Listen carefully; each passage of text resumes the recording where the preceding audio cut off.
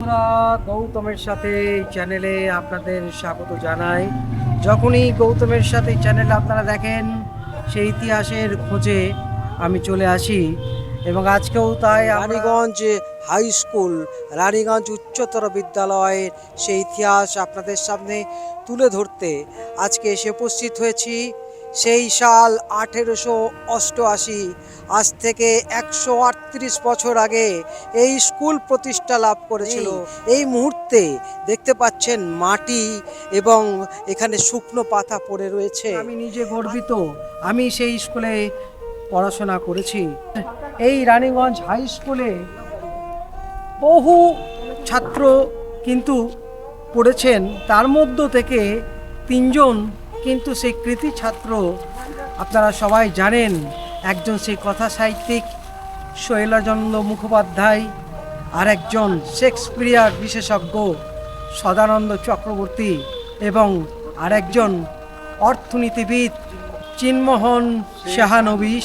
আমাদের বিশিষ্ট কবি ও শিক্ষক বাসুদেব মণ্ডল চট্টোপাধ্যায়কে আমরা পেয়েছি। আজকে আমরা জেনে নেব রানীগঞ্জ হাই স্কুলের ইতিহাস। যেখানে দাঁড়িয়ে আছি সেখানে ডিমোলিশড। 1888 সালে এখানেই গড়ে উঠেছিল Raniganj high school. Raniganj high school সে ব্রিটিশ আমলে তৈরি। প্রথম দিন থেকেই এটা ডিএ গেটিং স্কুল, অর্থাৎ ডিএ পেয়ে আসতো। সেই এখন যেখানে আমরা দাঁড়িয়ে আছি সেই বিল্ডিংটিও নেই, আর পেছনে একটা আছে ওই শৈলানন্দ ছাত্রাবাস, সেখানে ছাত্র ওখানে নেই। এখান থেকে দেশে বিদেশে এককালে প্রচুর ছাত্র রানীগঞ্জের মুখোজ্জ্বল করেছে। আমরা এই পুরনো ভিটে থেকে, যেখানে সূত্রপাত হয়েছিল, পত্তন হয়েছিল বিদ্যালয়ের, সেখান থেকে আমরা নতুন বিদ্যালয়ে যেখানে স্থানান্তরিত হয়েছিল 1935-এ, সেইখানে আমরা যাব। তার আগে দেখে নিচ্ছি শৈলেন্দ্র ছাত্রাবাস আমার সামনে এই যে লেখা আছে, এইটিতে প্রায় 70-80টি ছাত্র থাকতো এককালে। এখন আর তখন তো 11-12 বিভিন্ন স্কুলে ছিল না, কাজেই এই স্কুলে একটা পড়াশোনা করার প্রবণতা, এবং বর্ধমান জেলায় তখন অবিভক্ত, পূর্ব পশ্চিম নয়, অবিভক্ত বর্ধমান জেলায় প্রথম স্থানে থাকতো এই বিদ্যালয়ের ফলাফল। তো এই শৈলেন্দ্র ছাত্রাবাস, এখানে বিভিন্ন বাঁকুড়া, বীরভূম, বর্ধমান বিভিন্ন দূর দূরান্তর থেকে ছাত্ররা সে থাকতো। বর্তমানে সেটা এখন বন্ধ, কেননা এখন প্রায় প্রতিটি স্কুলেই একাদশ শ্রেণী, দ্বাদশ শ্রেণীর পঠন পাঠন হয়। আমরা এই দাঁড়িয়ে আছি স্মৃতি বিজড়িত জায়গায়। আমি 1980 16 এপ্রিল থেকে 2008-এর ডিসেম্বর পর্যন্ত এই বিদ্যালয়ে শিক্ষকতা করেছি, কাজেই আমি একটু নস্টালজিক হয়ে পড়ছি এই শিক্ষকতার সূত্র নিয়েই। আমার স্নেহাস্পদ ছাত্র গৌতম কবি, একজন গৌতম নাগ, শুধু সাংবাদিক নয়, কবি, তার প্রথম যে ইতিহাস রচনায় আমরা ব্রতী হয়েছি। এরপর আমরা যাব এখন বর্তমানে রানীগঞ্জ হাই স্কুল এখন কি অবস্থায় রয়েছে, এবং সেই 3 কৃতি ছাত্রের সেই কথা আমরা শুনবো স্যারের মুখ থেকে। এখন আমরা নতুন যে 1935 সালে স্কুল প্রতিষ্ঠা লাভ করেছিল সেই স্কুলে এখন যাব। বন্ধুরা, রানীগঞ্জ হাই স্কুল প্রথম যেখানে স্থাপিত হয় সেই বিল্ডিং দেখালাম, এবং এখন দেখছেন তমসমা জ্যোতির্গময় রানীগঞ্জ উচ্চ বিদ্যালয়, স্থাপিত 1888, কিন্তু প্রথম ওখানেই হয়েছিল। আর এখন আমরা 1935 সালে এই বিদ্যালয় এখানে প্রতিষ্ঠা হয়। আসুন আপনাদের আরও সেই ইতিহাস তুলে ধরবো। বন্ধুরা, দেখতে পাচ্ছেন Raniganj high school old building, এখানে লেখাই রয়েছে ওল্ড বিল্ডিং, আর এখানে হচ্ছে বাঁদিকে নিউ বিল্ডিং, সে কথাতেও আসবো। এবং এই যে ওল্ড বিল্ডিং, এই যে দেখতে পাচ্ছেন, আপনাদের আগেও আমি ইতিহাস তুলে ধরেছি, এই রানীগঞ্জ এই হাই স্কুল একটা সময় কিন্তু যে ছিল জেলখানা। এই সে জেলখানার এই বড় বড় গেট দেখতে পাচ্ছেন, লোহার দরজা, এখনও এসে জেলখানার যেন মনে হচ্ছে জেলেই প্রবেশ করলাম, জেলের কারাগারে ঢুকলাম। এবং এই যে এই মুহূর্তে এই টালি দিয়ে ঘেরা যে বিল্ডিংটা রয়েছে ওল্ড বিল্ডিং রানীগঞ্জ হাই স্কুলের, তো আমরা আরও বিস্তারিত জানবো স্যারের মুখ থেকে। এবং স্যার, এই যে কুয়া রয়েছে, এই কুয়াতেও কিন্তু আগে ফাঁসি দেওয়া হতো ইংরেজ এই যে আমলে। কুয়োটা আছে এটা একটা জনশ্রুতি, এসব নিয়ে খুব একটা বেশি পড়াশোনা বা কোনো ঘাঁটাঘাঁটি আমি করিনি, ওই শুনে আসছি। তবে আমরা 1888 সালে আমাদের বিদ্যালয়ের পত্তন হয়েছিল ওই যে মাঠে আমরা ঘুরে এলাম।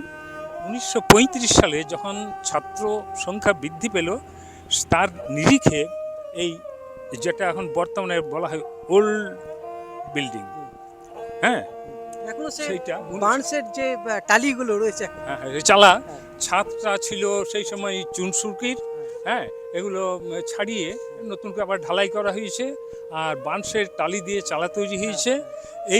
এইটুকু ছিল ওই তখনকার 1935 সালের রানীগঞ্জ হাই স্কুল। সেই সময়ের ছাত্র সংখ্যার নিরিখে তৈরি হয়েছিল, সেই পুরনো অক্ষত অবস্থায় সেই পিলার, সেই দেওয়াল সব কিছু প্রয়োজনে ছাদগুলোই চেঞ্জ হয়েছে। আর এখানে সামনে দেখছি আচার্য প্রফুল্ল চন্দ্র রায়ের নামাঙ্কিত যে মঞ্চ, এটা তৈরি হয়েছিল 2004 সালে। তখন আমি এই বিদ্যালয়ে ছিলাম। 2004-এ এই প্রফুল্ল মঞ্চ তৈরি হয়েছিল। একটু কথা বলি, এখানে 3 জন কৃতি ছাত্র। তাদের কি পায়ের ধুলো এখানেই পড়েছে, না ওই 1888 সালে যে 1888 সালে ওখানে শৈলেন্দ্র মুখোপাধ্যায় ওখানে পড়াশোনা করেছিলেন। যেটা ওখানে ছিল বোর্ডিং, তার অস্তিত্ব তখন নেই। সেই বোর্ডিংয়ের থেকে সেটা আমি ম্যাগাজিনে ছেপেছি, এবং তাতে উনি লিখছেন এখানে শৈলানন্দ পড়তেন রানীগঞ্জ স্কুলে, কাজী নজরুল ইসলাম পড়তেন শিয়ারশোল রাজ স্কুলে। স্কুল দুটো আলাদা কিন্তু মানিকজোড়, অন্তরাত্মা এক। তো ওইখানে শৈলানন্দ মুখোপাধ্যায় পড়াশোনা করেছিলেন। আর চিনমোহন সেহানবিশ এবং সদানন্দ চক্রবর্তী এই দুজন পড়াশোনা করেছিলেন এই বিল্ডিংয়ে, এই ওল্ড বিল্ডিং। 1900 চিনমোহন সেহানবিশ ছিলেন অর্থনীতিবিদ, ভারত বিখ্যাত। তার বাবা এখানে বার্ষে চাকরি করতেন, সেই সূত্রে চিনমোহন সেহানবিশ পড়াশোনা এখানে করতেন। তিনি 10 টাকার স্কলারশিপ পেয়েছিলেন তদানীন্তন ম্যাট্রিকে। আর পরবর্তী তার বিখ্যাত একটি বইয়ের নাম ভারতবর্ষের ইতিহাস, অর্থনীতির মানুষ লিখলেন ইতিহাসের বই। আর সদানন্দ চক্রবর্তী উনি পেয়েছিলেন 15 টাকার স্কলারশিপ ম্যাট্রিকে। এখান থেকে পড়াশোনা করার পর পরবর্তী জীবনে তিনি প্রেসিডেন্সির ছাত্র, প্রেসিডেন্সির অধ্যাপক, সিটি কলেজের অধ্যাপক, বর্ধমান বিশ্ববিদ্যালয় পৃথিবী বিখ্যাত ওই শেক্সপিয়ার বিশেষজ্ঞ। তার মাস্টারমশাই এই সদানন্দ চক্রবর্তীর জীবনী রচনা করেছেন, পৃথিবীতে যা বিরল। বইটির নাম Sadananda Chakraborty teacher and scholar, লেখক ডক্টর সুবোধচন্দ্র সেনগুপ্ত। তো সেই সদানন্দ চক্রবর্তীর রানীগঞ্জেরই সন্তান। রানীগঞ্জে এই কৃতিকে আমরা স্মরণ করব। একজন শৈলেন্দ্র মুখোপাধ্যায়, একজন চিনমোহন সেহানবিশ, আর পরবর্তী সেই যুগে, সেই স্বর্ণযুগে সদানন্দ চক্রবর্তী। তারপরেও কালে কালে বহু কৃতি ছাত্র এখান থেকে পড়াশোনা করে দেশে বিদেশে রানীগঞ্জ স্কুলের মুখোজ্জ্বল করেছেন। আমরা এখানে শৈলেন্দ্রের ছবি তুলে ধরবো। এখানে ছাত্র এই পূর্বাভাস ম্যাগাজিনটি শৈলেন্দ্রের শতবর্ষে করেছিলাম। ছবি আমরা রাখছি, যিনি একাধারে শিক্ষক এবং আধ্যাত্মিক জগতের পরাবিদ্যা এবং অপরাবিদ্যার মহান সাধক সদানন্দ চক্রবর্তী। তার সন্ন্যাস জীবনের নাম শ্রী শ্রী ভূমানন্দ দেব। আর চিনমোহন সেহানবিশের ছবি আমি জোগাড় করতে পারিনি, সেই জন্য দুঃখিত। তার ছবি এই চ্যানেলে আমি দিতে পারছি না।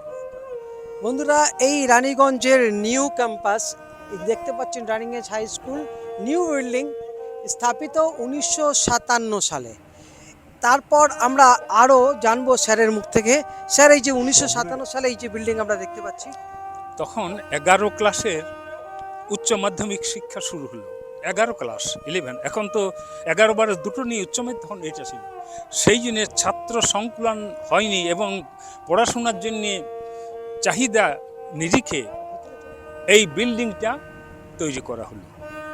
হ্যাঁ, এই বিল্ডিংটা এখানে পশ্চিমবাংলার মধ্যে যে কটি বিদ্যা ছিল মাল্টিপারপাস হায়ার সেকেন্ডারি স্কুল, এখানে 4টি শাখায় পড়ানো হতো তখন। কি কি? আর্টস, সায়েন্স, কমার্স এবং টেকনিক্যাল। এখন এই যে মাঠের দুপাশে যে ফুটবলের এই পোলগুলো রয়েছে, সেধারে দুটো বিল্ডিং ছিল টেকনিক্যালের, এখন সেগুলো ভেঙে দেওয়া হয়েছে, তা ছিল না। তো এইখানে আরেকটা কথা বলি, এখানে multipurpose school, arts, science, commerce এবং টেকনিক্যাল। 1957 সালে রানীগঞ্জে কলেজ প্রতিষ্ঠা হলো। তখন কিন্তু কলেজের নিজস্ব কোনো বিল্ডিং ছিল না। এই রানীগঞ্জ হাই স্কুলেই রানীগঞ্জ কলেজের পঠন পাঠন শুরু হলো 1957, 1958, 1959 এবং 1960।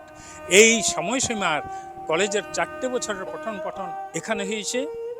আর সেটা কলেজের পঠন পাঠন হতো সকালে আর দুপুরে স্কুল। 1960 সালে রানীগঞ্জ কলেজের বিল্ডিং তৈরি হলো ওই খারশুলি। হ্যাঁ, ওখানে বনরিলাল ভালোটিয়ার 1 লক্ষ টাকার অনুদানে তার স্ত্রীর নামে ত্রিবেণী দেবী ভালোটিয়া নামে কলেজটি প্রতিষ্ঠিত হয়। তাহলে এই কলেজেরও একটা বিশেষ ভূমিকা এই স্কুলটির আছে, যে কলেজের সূত্রপাত হয়েছিল এই ভবন। এখানে 1888 সালে স্কুল, তাহলে শতবর্ষ সেই নিরিখায় 1988-তে হওয়া স্বাভাবিক। কিন্তু আমাদের এই যে শতবার্ষিকী ভবনটি শেষ করতে একটু সময় লাগলো।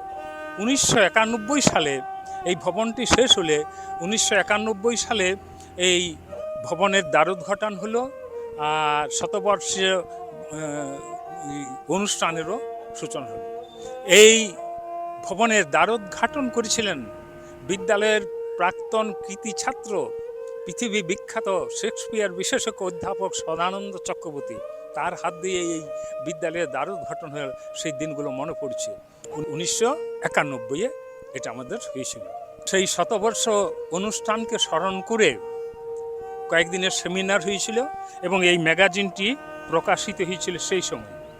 1888 থেকে 1988 লেখা থাকলেও এই ম্যাগাজিনটি প্রকাশিত হয়েছিল 1991 বিদ্যালয়ের শতবর্ষর অনুষ্ঠানের দিনই। এবং এখানে প্রচ্ছদে দেখা যাচ্ছে আপনারই ছবি আঁকা বোধ হয় 100 বিদ্যালয়, ওটা একটা বিরাট বটবৃক্ষের ছবি আভাসে, আর এমন কায়দা করে লেখা আছে 1-এর পিঠে 2 শূন্য। ওই বিদ্যালয়ের 100 বছরে এই দিকে তাকিয়ে শতবর্ষের ম্যাগাজিনটিও করেছিলাম। আরেকটা কথা বলি, এই যে সেমিনার 3 দিন হয়েছে, তাতে তদানীন্তন উচ্চ মাধ্যমিক শিক্ষা সংসদের সভাপতি অনিল বসাক মহাশয় এখানে এসেছিলেন।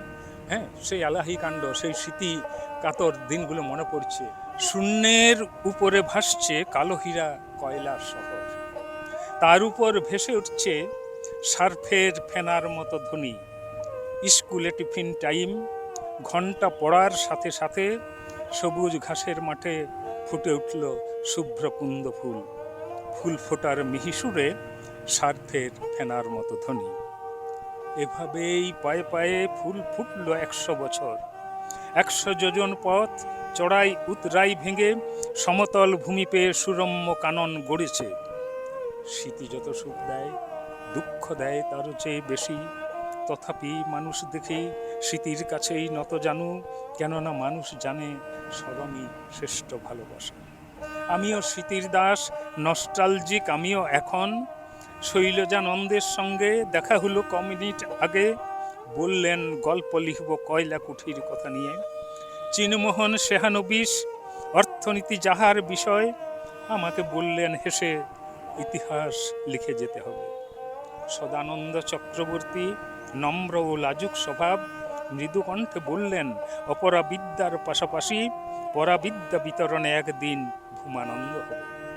আমার সঙ্গীত ফিরল, টিফিন টাইম হলো শেষ, স্মৃতিতন্তু ছিঁড়ে গেল, রয়্যাল বেঙ্গল ব্যাকরণ। এবার পড়াতে যাব বিষয়টা ভবিষ্যৎকাল।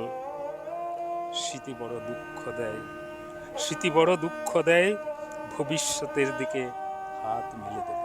স্মৃতি বড় দুঃখ দেয়, সত্যিকার আজ স্মৃতির কথা মনে পড়ে যাচ্ছে। আমরা ঠিক ওই বিল্ডিংয়েও পড়েছি এবং এই বিল্ডিংও কিন্তু করেছে। এবং এই ত্রিবেণী সঙ্গম দেখতে পাচ্ছেন, একদিকে যেমন 1935, একদিকে যেমন 1957, আর এদিকে 1991। এই যে ত্রিবেণী সঙ্গম, এক আপনারা যারা দেখছেন এই মুহূর্তে, ছাত্ররা বিভিন্ন দেশ বিদেশে ছড়িয়ে রয়েছেন, এই স্কুলে পড়েছেন। আজকের এই ভিডিও আপনাদের কীরকম লাগলো?